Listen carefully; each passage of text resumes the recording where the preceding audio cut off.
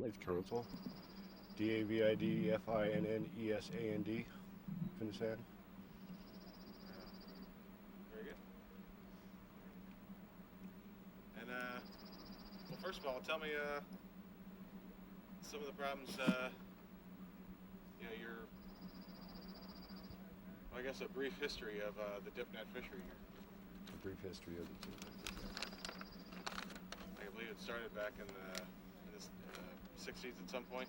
Yeah, there when Kitty Johns and quite a few other native elders had camps down throughout O'Brien and Healy and Escalita camp there. We had different fish wheels up and down that river. Different elder families had spots there, and back in the late 60s their camps got shot up, their fish wheels cut loose, pretty much just ran off the property. And that's when the fisheries all came in and started. The state bulldozed the road in there and opened it up back in, don't have exact dates, but Joe does know that. That's when it all started, and they started bringing people in right off that right away of the old existing railroad bed there. And that's when all the issues started with the trespass, was whose lands are they accessing the river through. And that's when it all comes down to the right-of-ways and the trails that are accessing their high water markers that they call their right-of-way. So it sounds like, in a nutshell, the problems you've got, maybe you could kind of describe there, you've got a road running kind of parallel to the river. Right, there's a road that's running. It goes through Chitina all the way to Cordova, and it just runs the old railroad bed, which is right next to the river. I mean, it's within 100 feet there in some places, so it's pretty close. But then kind of the problem is that the land between that right of way and the high water mark of the river belongs to Chitina. Yeah, Chitina and Ahtna. And well, what are some of the problems you've seen with trespass, like, as far as cutting wood and trash and campfires? Well, the numbers of fishermen are growing. Every year there's more and more coming. They're bringing more and more four-wheelers, more and more boats, but they're leaving more and more trash behind, and the dumpster access is not enough to cover all these people that we put dumpsters out there. The fisheries did for a while. They're full in no time. The bears are carrying that off into the woods. So now it's being carried off into our lands, and we have, in some cases, a whole mile of trash just scattered all through the woods. So yeah, they access the trails, leave wrappers and trash up and down the trails. They don't pick it up. So yeah, there's an issue on the trespass where they don't clean up after themselves. They're making trails where there are no trails. That's a big issue there. Another issue you mentioned to me that no one else has brought up before is the danger of fire. Talk about why the location of the fishery versus here is a risky situation. Location with the fishermen is they all set up camps down there with campfires, and we have nothing but dry woods that for miles, and all the wind blows in our direction towards Chitina, which is a bad scenario. If there's ever a fire that gets out of hand on that side, it's going to blow right through here. And that's what we're afraid of. We're afraid of recklessness, and that comes with trespassing. They're not concerned about our lands. They just want to get their fish and go home. And we are concerned about our lands and our people around here. I understand one of the things that was an idea to try and deal with the problem was to set up a gate and just charge people for coming across the land. We tried that. Yeah, tell me about. Back in '86, the road used to go through our property, which was Fox Creek. It was a historical area for many years. We did our C&T there for many years, and we decided enough was enough. They weren't paying no fees. We were going to charge them to access our lands, and we were charging them $5 a person. A lot of people didn't agree with that. We had our gates crashed. I had guns pulled on me. it was an intimidating situation where neither one of us won. I mean, it wasn't managed right. That's why the fee came into place later on down the road. DOT came in, punched the road in a few years later and abolished that fee, and then we worked on a settlement. That's how that came about. The fee for the fishermen was for the trash collection, for the outhouses, and for the cleanup that we do down there. So for a number of years, just to get their license, they would have to pay a fee that would, in turn, part of that fee came back. Yeah, to the corporation. And tell me what's happened this year. So far this year, it's been rather quiet. The fishermen are coming, which I expect them to come. I mean, they told me back in '86 that they'll come for many years. You know, we need to work a settlement, figure out what's best for both of us, figure out what trails can be used and not abused, and who does have access, you know, and where. It needs to be mapped and plotted, and people need to be aware of it. So it sounds like you're not about to, you don't feel like you need to cut off access. Tell me again what you'd like to see in the future. It's an issue that's going to be plagued by us for many years. That was our lands, that was our fish camps for many years. And then we were run off, and now the state tells us, they have the right to fish there. So, it's a court issue, more or less, and who was there first? We were there first. And we plan on coming back for many years ourselves, so we'll fish that river for as long as we live. As our tribe exists here. And it sounds like in your position with the tribe, you're trying to resist being kind of adversarial about it. It sounds like you still... Well, I do a lot of government-to-government issues. I work with the BLM, I work with the Park Service. We try to find a problem to a solution before it becomes a problem. And that's pretty much, this has worked itself to where it is a problem now, and we need to figure out what to do and where to start. And what we'd like to do is develop, we got our C&T done, but they have no C&T. It's all personal use down there. They catch their fish and they go home and they just put it in their freezer. And with us, we feed families. We feed large groups. That's our subsistence. We don't just feed our family, we feed our families' families. It exceeds our limits. And just so I know, what was the acronym you just used? You said RC. Did you say RCMT? What was that? Was there a word in there that I missed? Maybe I misunderstood something. No. Said it was Obviously, they wanted to do subsistence down there, but we overturned it and it went back to personal use. Okay. Because they're dipping down there. And they're bringing in motorhomes with RVs and boats and four-wheelers, and they're spending probably, we figured $80,000 to go fishing, and compared to us, our lifestyle, beat up truck, the whole family, bring them down there and spend 2 weeks fishing and putting fish up for the whole winter. There's a big difference. Let me take a look over the list of questions. What would you like to see Ahtna and Chitina do this year? Well, we need to patrol and police our lands so we know where they're being accessed, so we can cut that access off, and then we can start working with the fisheries and see where we're going to go from there, because as of right now, it's still up in the air. They're going to come. Yeah, we have to be able to do something about it to put a stop to it. It's still an illegal issue right now.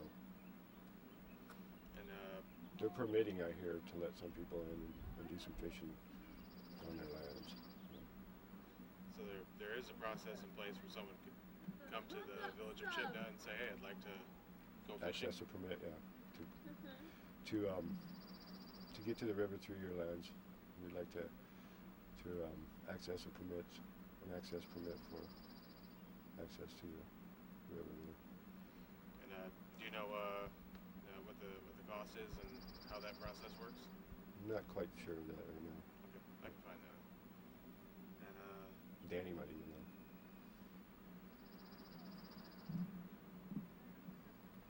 so if there's someone in Anchorage or Fairbanks that is one of the people that come down here every year, what would you like to say to them? Respect our lands. We've been here a lot longer. We don't plan on going anywhere. We're going to be here forever. Respect our lands.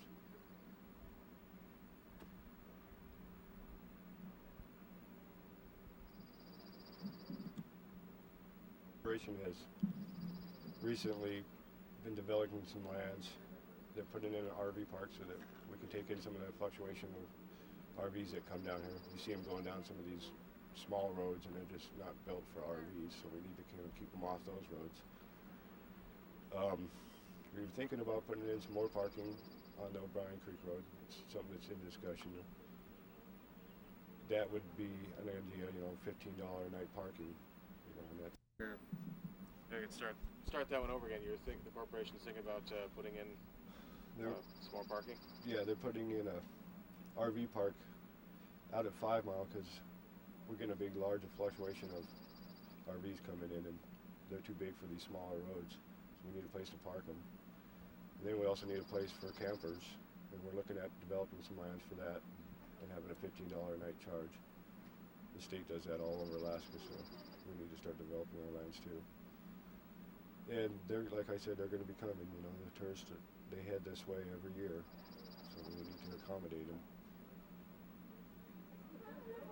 so they don't destroy the lands.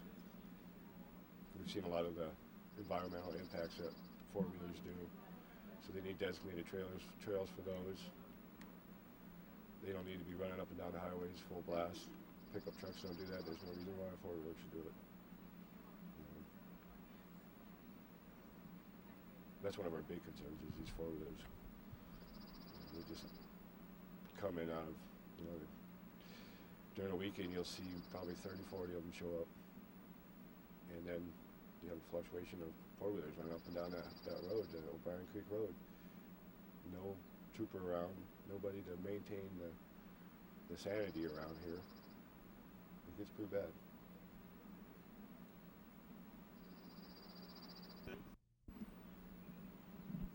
So, tell me, why, if someone's trespassing, why can't you just call the troopers? Well, if there's a trespass issue and we call the troopers, there's not a lot they can do for it. They want to know how serious the incident is, whether it's a life-threatening incident or not, before they'll travel this far.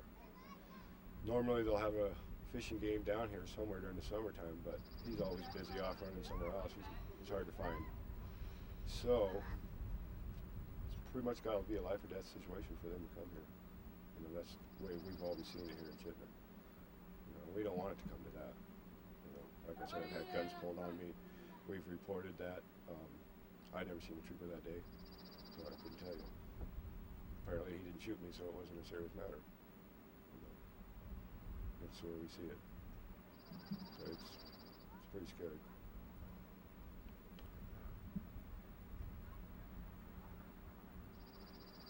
One thing you could change, and that would alleviate the problem?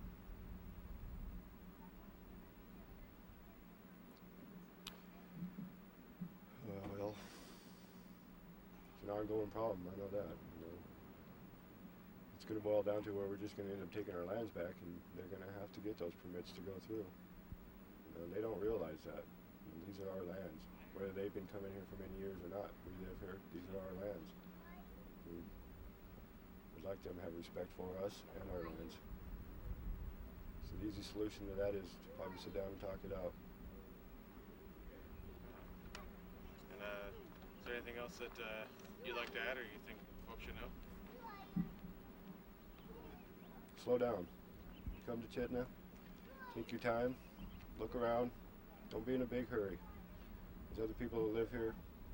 They have children, and we're concerned for their safety. So please slow down when you come to Chitina. That's one of my main things. Thank you. Danny will tell you that. You get their fish and they're all flying out of here. I always thought if we had a flat, one of those. In consultation with the federal agency, cabinet official shall determine who may have access to the information for the purpose of geographic map. And so it's like, it's down. Can I according copy to this. that? Can I copy that, so everybody has one? You want this, you want Y'all this? want this? You want this preservation act? addressed, you want this But addressed? I just, I'll read the number 10 on the Tasmania one. It says, sensitive information about historic properties of religion or culture important distributed to the public. Then again, it goes to say, except under a Freedom of Information Act. Except that. And then Act that was- Information Act Request says that. only those historic properties covered by Section 3 of the National Historic Preservation Act would be exempted, it says right there. I threw that in there. They're exempt from that though. Tasmania is exempt It or? sounds like it's Taslina, number 10. No, they didn't say. exempted. Where does it say? Like bottom. Last Oh, sentence. shall would be exempt, okay. Yeah, that's what they did. They didn't like what it said either. So. We should use Taslina's in that one, that On one. number 10. Historic properties are, that are exempt. Any other mentioned here? Those are the two that they've signed in the region so far?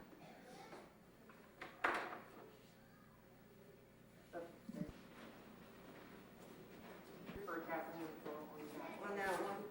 Yeah, I like that. Because names tend to change. We're going 5 years, Is this 5 years? and they're asking for a 5-year So MOU. we should probably keep that generic instead, because he may not be there. She might not be, oh, we should, what's her title? We It should just find out go her in title, Allen Field. because they did that for us. Like, we had a village of that,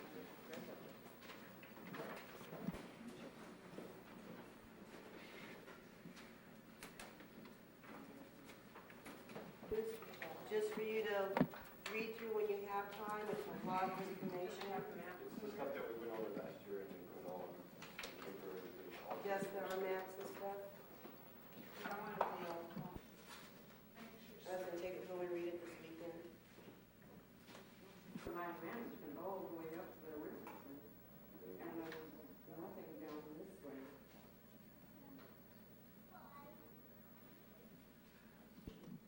They can't still fly. But, yeah, yes, we better put that there. They got lots along the way. Might be a good idea to ask them if they have a memorandum of understanding. Bears with all the fish guts and everything else they'd all use on there or throw in there. So, well, tell me again, we can kind of start from the beginning. You know, where are we at right now? Right now is where the dumpsters were kept from when they'd go down and clean up the campgrounds. And in the early 90s, I was doing the campgrounds, and this is where they'd have the dumpsters. And the dumpsters would be piled with garbage because we couldn't get service down here quick enough to empty all the garbage. And so we'd have to pick up all the way down into the gully down there, follow this bear up into the trail here and pick up the garbage. And that was because of all the fish guts and garbage that was, household garbage that was thrown into the dumpsters and left there to rot, attracting us the wonderful bears. And today there are no dumpsters. Tell me why that is. Well, from what I understand, the state decided that there was no reason to do a trespass fee for the native lands and did away with all the garbage cleanup. So now we're concerned about where's this garbage going to go if we don't have services to pick up the garbage. So even when there was dumpsters here, it wasn't a great situation. But No, it wasn't really a great situation, but it was better because we we were able to pay someone to go up and down the street here and pick up the garbage that the people had just left on the sides of the roads where they were put a campground where they shouldn't have been camping in the first place. You earlier back at the road, you pointed out a spot where there's just a little kind of trail where people would go camping. Right. That's all private lands. It was allotted property from BIAs, and it's all private allotted lands, and it's got no trespassing signs on them, but everybody says, we don't see no signs. And if you look around, you'll see the signs posted all over on the trees. And they use that for a campground, and that's trespassing on private property there. Wow. And a lot of times, sometimes they'll take down the signs. Yeah.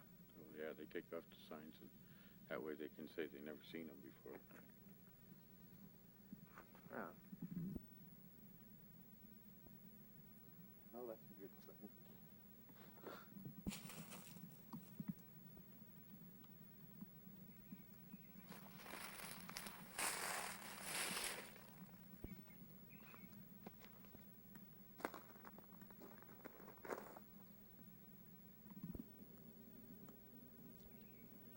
The thing that makes it rough too is that the residents have no way of hauling garbage during the winter either. So when the dumpsters show up, a lot of the residents is using that for spring cleanup. So that doesn't help either when you've got nowhere to put all your garbage until summer or fall or springtime, and then you have to. These are probably from people trying to figure out what to do with the batteries that they couldn't do. And the dumpsters will not, the people in CBS cannot take them because these are toxic, and we need to take care of them now that I know they're here. Also, the refrigerator is another one that's probably someone hoping the dumpster would take it, and they didn't. So now we have to take care of that also. How many dumpsters used to be here? Well, when I did them, there was 4, and I believe there's 5 here last year. We'll move along.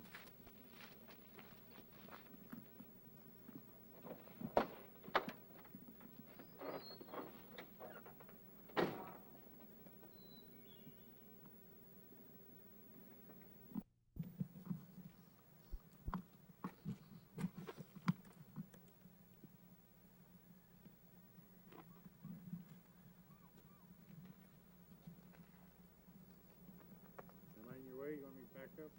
Nope, you're perfect.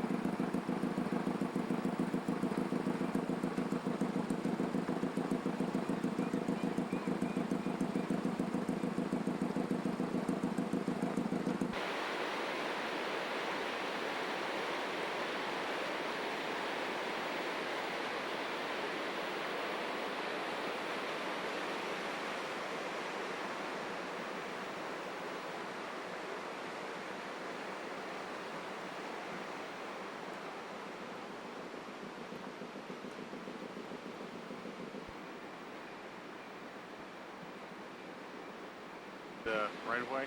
Well, yeah, that would be what they're claiming as the right of way of the old Copper River Railroad Northwest railroad rights.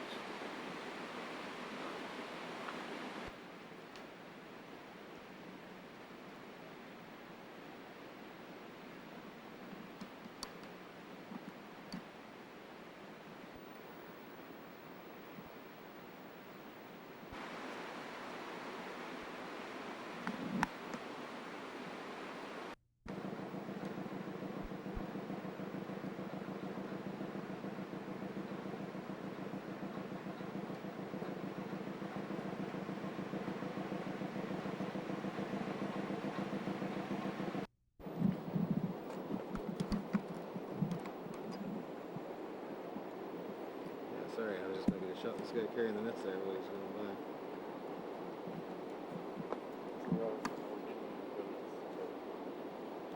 My grandfather. Oh, really?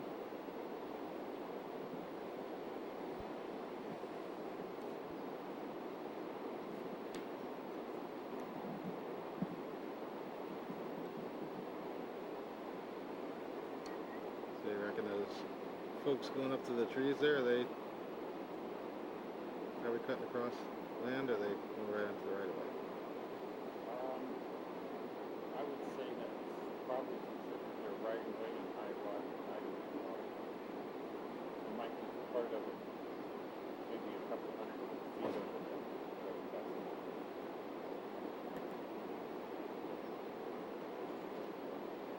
main road in high water.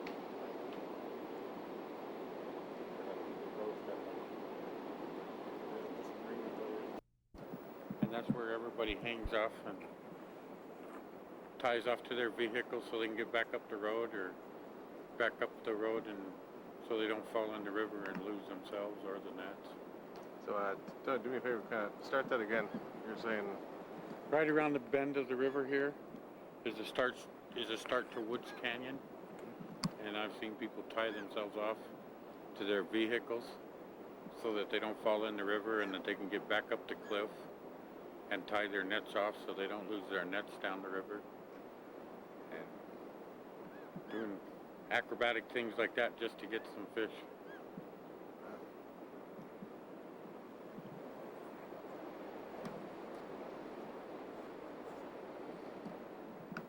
well, first of all, tell me where we're at here. We're at O'Brien Creek. Right now we're on high mean water, which means the state owns this part, according to them. Up over in this area down here is where the old Copper River Railroad came across here. But this is our access road that goes down. And at the top up here, on top of the hill on the other side of O'Brien Creek, right in this area, is where Chitina stops and Ahtna's lands start. And that's the ones that we're concerned about our trespassing on. This gets a lot more. Oh, man, you might as well go to the Sears Mall and look for a place to park if you get here like on 4th of July or a good weekend or something. You'll be trying to get into a shopping mall, parking spots. Sometimes you have to walk just to get here. You can't even park in this area down here. You got to park up there, and a lot of times that parking blocks the streets. And you have to wait for people to move their cars so you can get around them.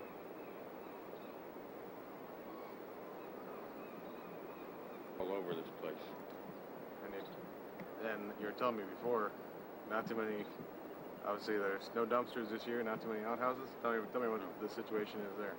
Okay, well, our problem is we don't have anyone to pick up the trash. That we used to have trash cans out here so that we paid people to pick them up to bring them to that dumpster site that we showed earlier.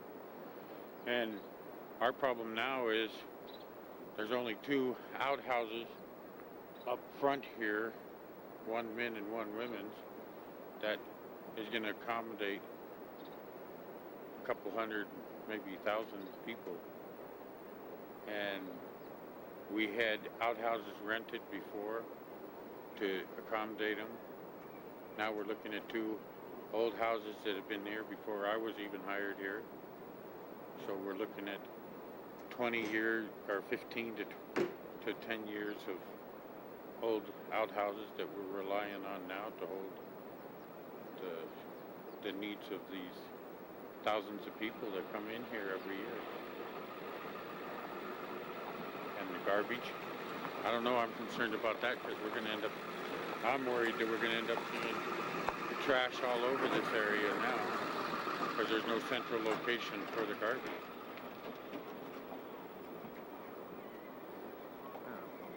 Motorhomes come in here and they haven't a place to put their sewer, so they're letting them out right on our beaches here and expecting the river to take care of it, which is polluting our rivers and our lands. So we do have a lot of concern on what will happen environmentally if we do have no trash pickup and no